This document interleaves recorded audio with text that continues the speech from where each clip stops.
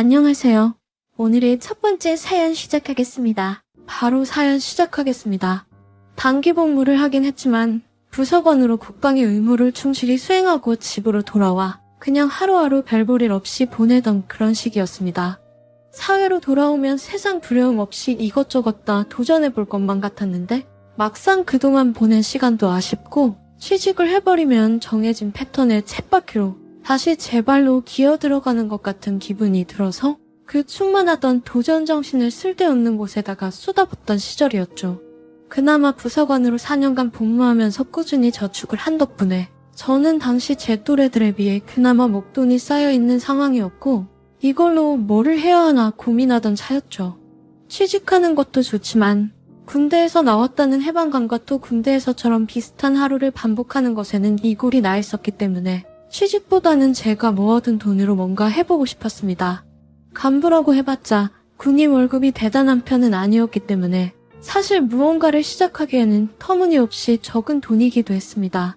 저자본으로 창업할 만한 것도 몇 가지 보기는 봤는데 제 적성하고는 잘 맞지 않는 것 같아서 아무튼 그렇게 이것저것 해볼 것을 찾으면서 시간을 보내던 중에 어릴 적에 미국으로 이민을 간 친구와 연락이 닿아서 요즘 근황에 대해 이야기를 하다가 제가 창업을 하려고 알아보고 있다는 말에 미국에서 한번 해보지 않겠냐는 제안을 하더라고요.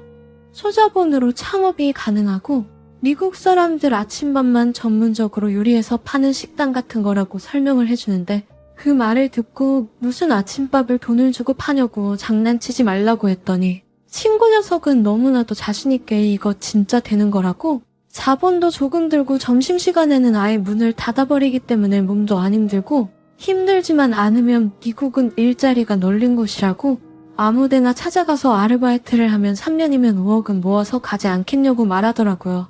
지금이야 우리나라도 최저시급도 넉넉해졌고 그렇지만 그 당시만 해도 미국에서 시간제 아르바이트만 하면 한국 웬만한 직장인만큼 돈을 번다는 말에 살짝 혹했습니다.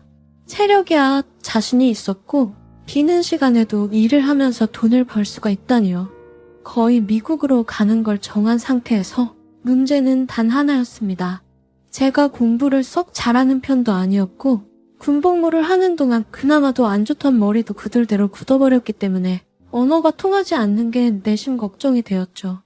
영어 한마디 할 줄 몰라도 되는 거냐고 했더니 친구는 요리하는데 영어가 뭐가 필요하냐면서 전 그러면 기본적인 회화나 좀 배우면 되지 않겠냐고 했습니다.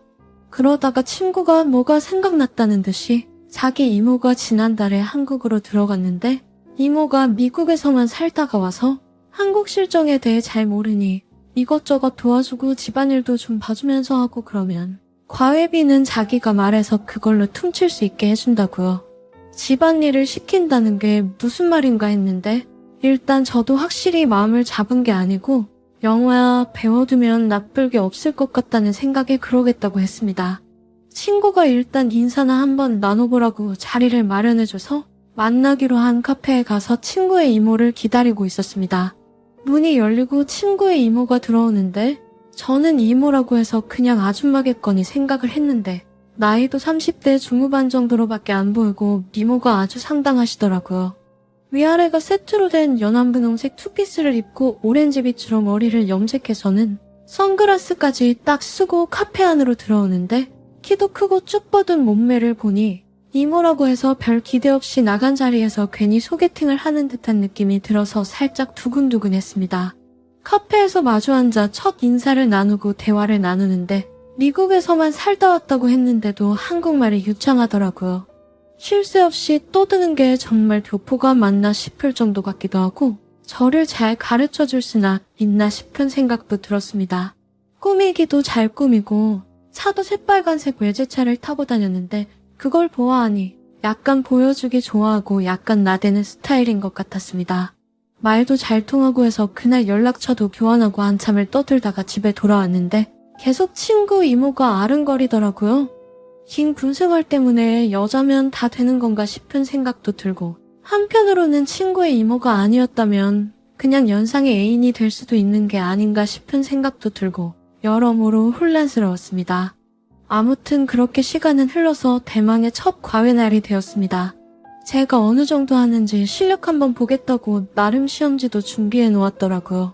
공부랑은 담사한 지 오래라 자신은 없었지만 이모 앞에서 잘 보이고 싶어서 그랬는지 이래저래 아는 척을 하면서 문제를 풀었습니다.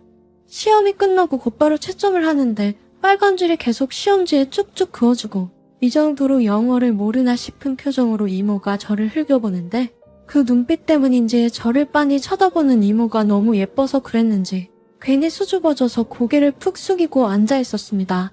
친구의 이모가 그런 저를 보더니 대뜸 저보고 귀엽다고 말하고는 키득키득 웃더라고요. 처음부터 하는 기분으로 가르쳐줘야겠다며 수업을 시작했습니다. 이건 이거고 저건 저거라고 설명을 하면서 이모의 손이 가끔씩 제 허벅지 위로 올리면서 말하는데 아주 참기 힘들어 죽을 맛이었습니다.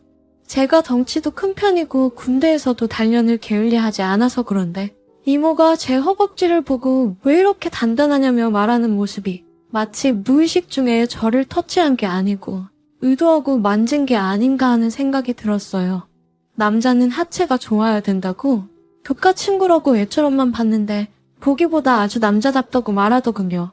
이모는 아무 생각 없이 한 말일 수도 있는데 그때부턴가 그날 이후로 혼자 집에 가만히 있으면 이모 생각이 나고 아주 죽겠더라고요. 그렇게 매일매일 수업날만 오매불만 기다리면서 하루하루를 보내고 있는데 다음 수업날이 마침 비자심사 날이랑 겹쳐서 수업을 하루를 빠지게 됐습니다. 너무 안타까웠습니다. 뭐 이런저런 일 도와주기로 했는데도 이모가 저에게 먼저 딱히 연락을 하는 날도 없었고 오늘 수업에 빠지면 다음 주까지 이모를 못 본다는 생각이 안타까웠지만 어쩔 수 있나요? 남자가 뜻이 있으니 미국 가는 수속을 미리 준비해 놓는 게 우선이었으니까요.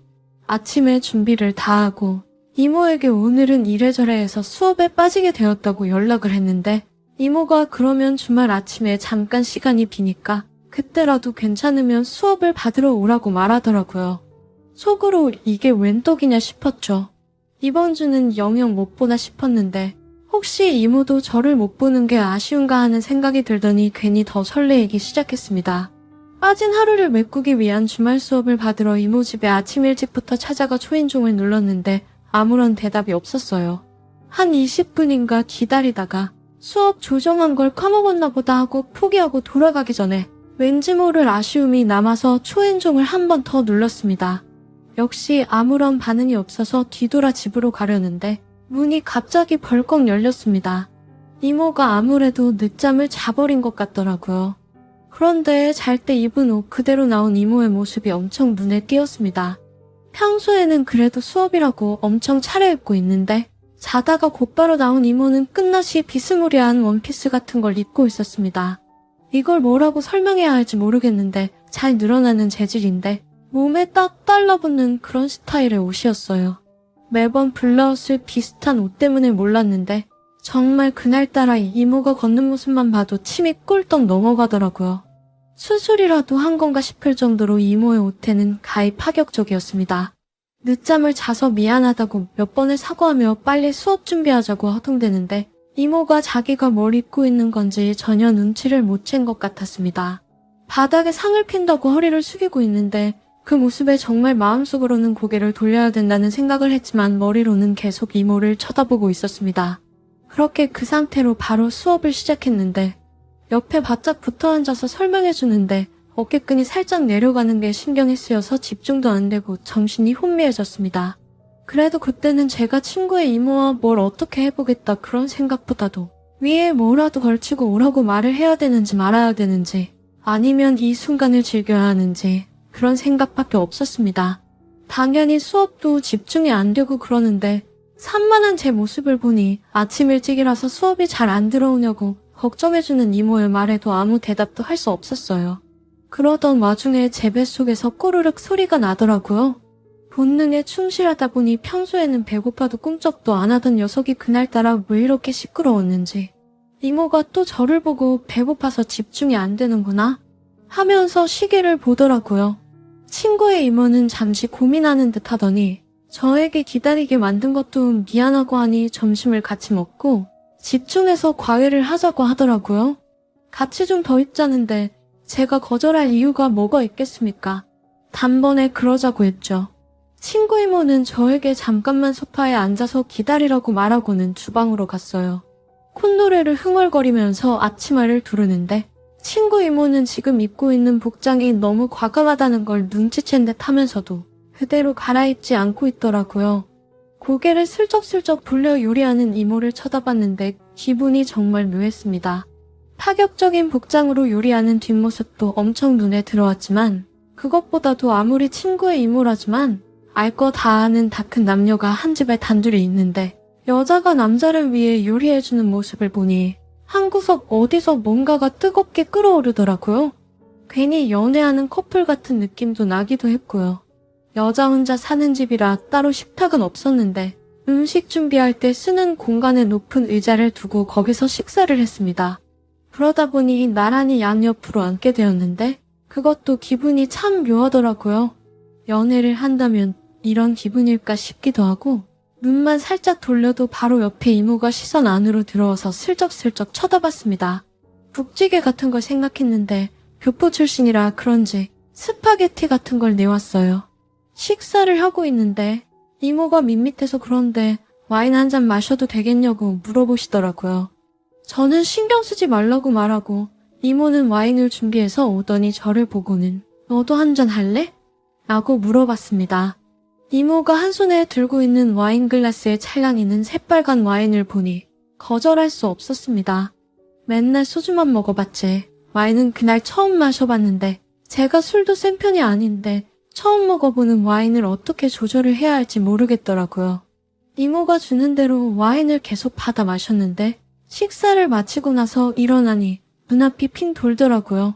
제가 비틀대는 걸 본 이모가 괜찮으냐며 술을 이렇게 못 마시는지 몰랐다고 말하더니 갑자기 제 손을 잡고는 침대가 있는 자기 방으로 데려갔습니다. 한숨 자고 나서 수업을 마저 하자고 저를 침대에 눕혔는데 친구 이모의 베개에 얼굴을 파묻으니 매번 이모에게서 살며시 나던 샴푸 냄새며 좋은 향기가 제 정신을 아찔하게 만들었어요. 누워있는 저에게 이불을 덮어주며 거실에 있을 테니까 정신 차리면 나오라고 말하고 제 머리를 쓰다듬어주는 친구의 이모를 강하게 제 쪽으로 당겼습니다. 처음에는 친구 이모도 깜짝 놀라면서 저를 뿌리치는 듯 하더니 이럴 줄 알았다는 걸 직감한 듯이 강하게 저에게 다가왔습니다. 와인 몇 잔을 만취해버린 상태라 그 첫날은 기억이 어렴풋이 나는데 당시 기억에 역시 연상의 여인이라는 것 자체가 다르긴 다르더라고요. 제가 여자 경험이 많은 건 아니었지만 없는 것도 아니었는데 군복무 하던 시절 저를 진짜 남자로 만들어준 부대 근처에 다방 그녀와는 비교조차 할 수가 없었습니다. 강렬하게 다가오는 게 완전 와인 몇 잔 때문에 그런가 친구의 이모에게 설레었었다는 그런 감정은 생각할 겨를조차 없었고 그냥 그 순간의 희열만큼은 여태껏 제 인생을 통틀어서 두 번은 없는 느낌이었습니다. 과외를 마저 해주기로 한 건 생각할 틈도 없었습니다. 주말 대낮 불이 꺼진 방 안에서 커튼이 처진 창문 틈으로 희미하게 새어들어오는 빛 때문에 그런가 친구의 이모는 그 언제보다 훨씬 더 아름다웠습니다. 결국 공부하기로 한 건 다 까먹고 그날 밤까지 함께 같이 있었습니다. 그 뒤로도 서로 하기로 했던 공부는 뒷전이 되었고 둘이서 연애 같지 않은 연애를 하는 게 거의 만남의 전부가 되었습니다. 막상 미국에 갈 서류가 준비가 되었는데 이모랑 헤어지고 싶지 않은 마음에 미국 가기로 했던 것도 취소하고 어차피 공부도 더 이상 진행이 되지 않았으니 거의 매일마다 만나 이모와 추억 쌓기를 했어요. 그렇게 몇 달간 만나다가 이모에게 애인이 생겨서 헤어지게 되었습니다. 저와 깊은 감정을 나눈 관계라고 생각했는데 그녀도 결국 제가 조카의 친구라는 게 마음에 걸렸는지 어느 날 갑자기 이별을 통보하더군요. 결국 저도 미국에 갈 타이밍도 놓치고 이래저래 해서 그냥 한국에 남게 되었습니다. 현재는 그렇게 싫어하던 같은 일상이 반복되는 회사에 건실히 다니는 한국의 평범한 회사원이 되었습니다. 아직도 가끔 그 친구와는 연락을 주고받기는 하는데 얼마 전에 친구 이모가 이혼을 하고 미국으로 다시 돌아갔다는 소식을 듣고 갑자기 그 시절이 생각나서 사연 한번 보내봤습니다. 긴 이야기 들어주셔서 감사합니다. 이어서 두 번째 사연을 시작하겠습니다. 저는 40대 후반의 여자입니다. 작년에 아버님이 돌아가신 후로 혼자가 되신 시어머니가 계십니다. 시어머니는 아버님이 돌아가신 뒤로 부쩍 외로움을 더 타셨어요. 당연한 일이었죠. 그래도 저희는 그리 멀지 않은 지역에 살고 있었어도 자주 찾아뵙지 못했어요. 시내도 멀지 않은 곳에 살고 있었지만 친정 엄마라도 자주 전화는 해도 찾아가 뵙지 못하는 것 같더라고요. 저도 저의 친정엄마를 못 본 지도 꽤 오래되었네요. 사는 것이 뭔지 생각이 날 때마다 가봐야지 하면서도 바로 눈앞에 일만 하느라 뒷전이더라고요. 그래도 뜻밖의 아주버니의 형님이 우리보다 멀리 살면서도 시어머니를 뵈러 자주 찾아오곤 한다고 들었어요. 결혼 직후부터 늘 떨어져서 살아온 탓에 아주버니와 형님과는 그리 살갑게 원래는 하지 않고 지냈어요. 역시나 장남과 장남 며느리라서 다르구나 했습니다. 그러다가 시어머니께서 아버님과 함께 사시던 집을 파시고 아주버니와 형님이 사시는 곳에 더 큰 집으로 이사를 하시면서 큰아들 레오와 함께 사시러 간다고 하셨습니다. 이럴 때면 아주버니와 형님이 시어머니와 합가를 해서 사시게 되었어요. 그때 형님이 저에게 그랬어요. 시어머니가 저렇게 아버님이 돌아가신 뒤로 허전해 하시고 우울해 하실까봐 걱정이 많이 되었지 뭔가. 그냥 혼자 계시는 것이 마음에 걸려서 우리가 모신다고 했네. 네, 잘하셨어요. 그랬지 않아도 저도 가까이 살아도 자주 못 뵈어서 늘 마음 한켠이 편하지 않았는데 형님은 복 받으실 거예요. 뭐 내가 복 받으려고 그런 건 아니지만 제사도 그렇고 우리도 형편이 별로 좋지 않아서 말이지. 그래도 어쩌겠나?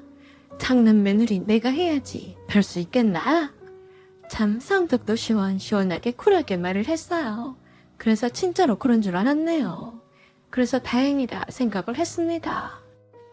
그래서 저나 남편도 그렇고 신이도 그렇고 시어머니께서 기존에 사시던 주택을 팔아서 아주버니 형님이 큰 아파트로 이사를 하시는데 보탰어도 아무도 쿨소리를 하는 사람이 없었어요. 시어머니도 싫다고 하지 않으셨으니까요. 그렇게 형님네랑 시어머니가 한동안 잘 사시는 줄 알았어요. 어느 날인가 무슨 일이 아니면 전화를 주지 않던 형님께서 전화가 왔어요. 동서, 어머니가 우리랑 살기 싫다고 하시지 뭔가? 웬 고집이 그리 세시는지 말도 못하네. 자꾸 동서 서방님만 찾고 계시네. 네? 어머니가 갑자기 왜 그러시는데요? 그걸 내가 알면 답답하지도 않지. 아무튼 나는 나름 한다고 했는데 우리랑 살기 싫으신가 봐. 형님이 늘어놓는 장황한 말을 요약해보자면 처음에는 시어머니가 외롭다 하시면서 큰아들과 함께 살고 싶다고 하셔서 합가를 했었는데 막상 합가를 하고 보니 또 불편하다며 함께 살기 싫다고 하시면서 하루에도 수십 번 노래를 부르셨다고 했어요. 그래서 시어머니를 원룸에 모셔다 놓았다고 하더라고요. 뭔 소리인지 황당했습니다.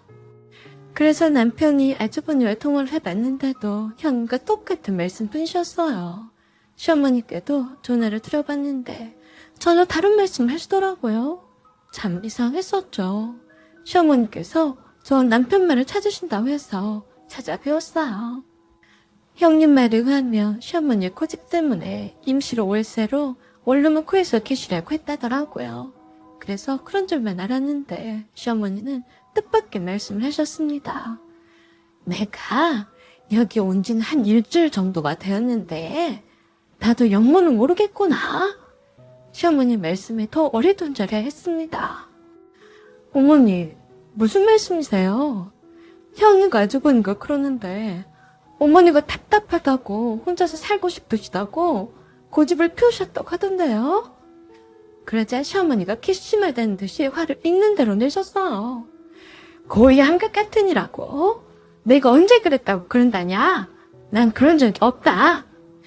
남편과 저는 머리를 갸우뚱거릴 수밖에 없었어요. 아주버니와 형님이 말과는 완전히 상반된 말에 헷갈리기만 했으니까요. 일단 시어머니 말씀 끝까지 들어봤습니다. 그것들이 차고 치는 고스톱이지 뭐냐? 웃긴 것들이네.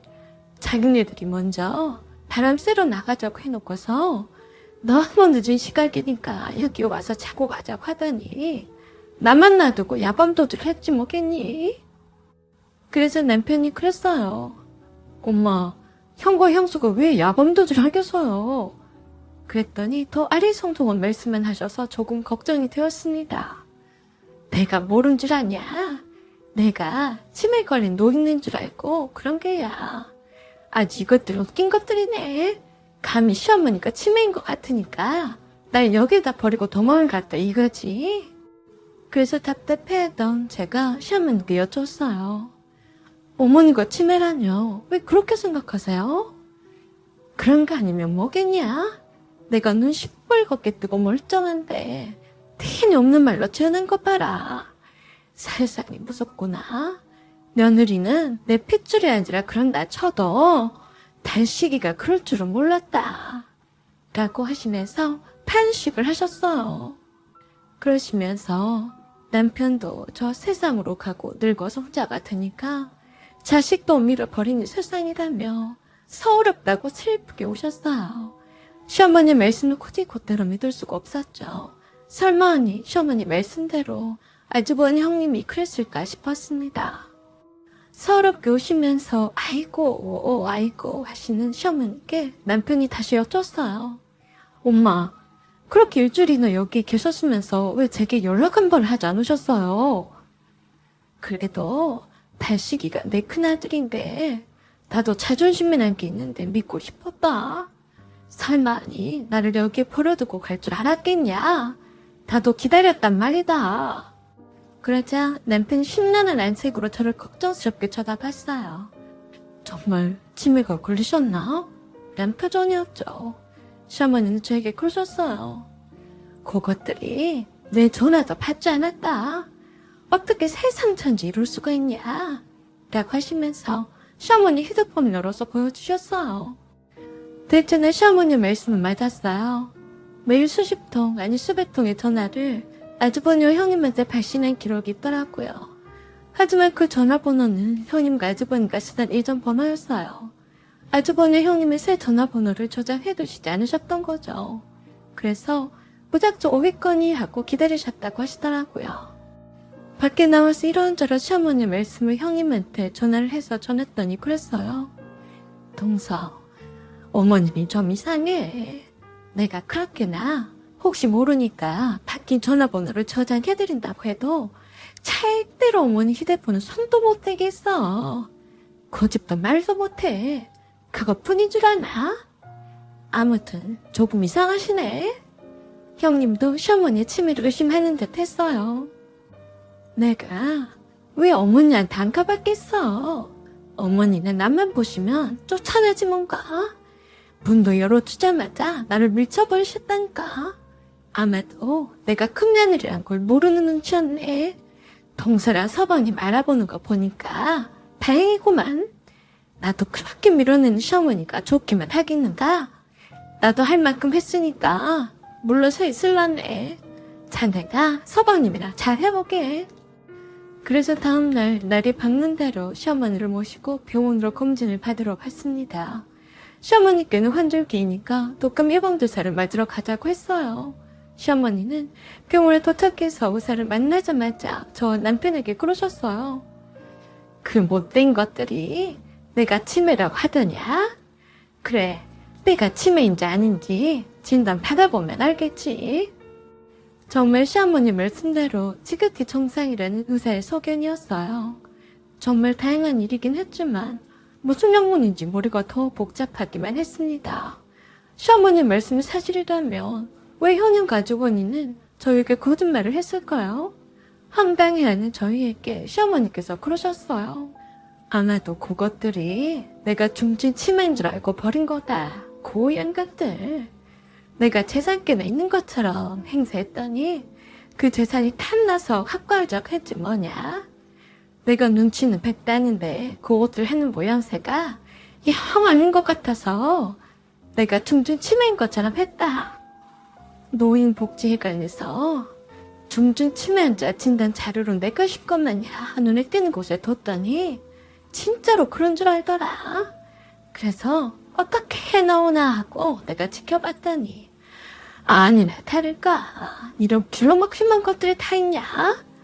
그때 저한 남편과 저는 시어머니의 말씀이 귀에 들어왔어요. 시어머니 말씀대로라면 형님과 아주버니는 저희에게 완전 거짓말로 사기친 거나 마찬가지였는데 있을 수 없는 일이었죠. 시어머니가 치매이니까 다 뒤집어 씌우면 아무도 모르겠거니 싶었나 보더라고요. 일부러 저 남편에게 시어머니를 넘기고 빠지겠다는 속셈이었고 더 이상 시어머니한테서 빼놓을 재산이 없다고 판단을 했겠죠. 시어머니 말씀에 화가 난 남편이 형과 형수를 그만두지 않겠다고 하자 시어머니께서 말렸습니다. 내가 내 뱃속으로 낳은 아들이지만 네 형을 잘 모르겠냐? 생전에 쌩까다가 뜬금없이 나한테 잘해주는 것이 못 믿어와서 이사 간 집 말이다. 내 명의로 산 거다.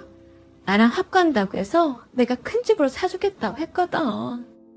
내가 왜 준증 치매한다 연기를 한 줄 아냐? 그것들이 자꾸 이 핑계 저 핑계를 대면서 그 집을 명의 변경해달라고 하지를 않나.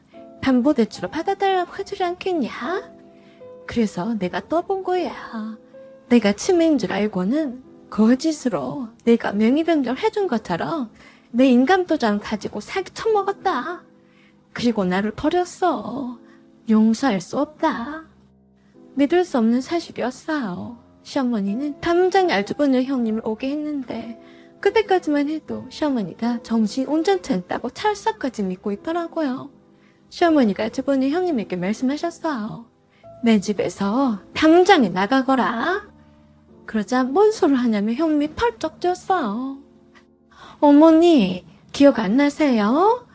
저희한테 넘겨주셨잖아요. 어떻게 기억을 못 하시네? 그러자 시어머니가 단호히 말씀하셨어요. 내가 기어이 자식을 경찰에 넘겨야 하겠냐? 증거는 충분하니까 빠져나갈 생각은 포기해라. 남편은 시어머니가 치매가 아니라고 하니까 믿지 않는 눈치였어요. 무슨 말이에요? 분명히 정신이 오락가락 하셨단 말이에요. 안 그래요, 여보? 아주버니도 그러셨어요. 그래, 내가 미치지 않고서 왜 거짓말 하겠냐? 어머니, 정신 좀 차리세요. 그러자 시어머니께서 결심하신 듯이 말씀하셨어요. 그래, 내가 정신 좀 차리마. 너희들이 지금이라도 내게 잘못했다고 하고 반성을 하면 그냥 넘어가 줄 수도 있었는데 안 되겠구나 라고 하시며 경찰서에 전화를 하셨어요. 여기 제 큰아들이 저를 치매로 몰아서 문서를 위조했어요. 자박하세요. 그때서야 상황이 인식이 되었는지 잘못했다며 원래대로 돌려놓겠다고 했습니다. 시어머니는 아주버니와 형님에게 사주신 그 큰 집을 바로 팔아버렸고 보란듯이 저희네 아파트를 한 채 사주셨어요. 공교롭게도 그 똘똘한 아파트 한 채가 로또를 제대로 맞아서 대박이 났습니다. 기존에 형님과 아주버니가 살던 집은 팔아서 주식에 투자하네 어쩌네 하더니 쫄딱만 했는지 오글 데가 없어서 월세 올름으로 쫓겨났습니다. 완전히 눈밖에 난 형님과 아주버니에게 시어머니는 다시는 눈앞에 나타나지 말라고 엄명하셨어요. 아들 자식은 남편뿐이라고 하셨습니다. 시어머니는 아담한 전원주택을 매입하셔서 텃밭을 일구며 길고양이들 키우면서 혼자 살고 계십니다. 자식이기를 스스로 버렸던 아주버니와 형님은 그 뒤로 본 적이 없네요. 저희도 연락을 끊고 삽니다. 자식은 키울 때 자식이지 영원하지는 않는 것 같았습니다. 오늘의 사연은 여기까지입니다. 들어주셔서 감사합니다.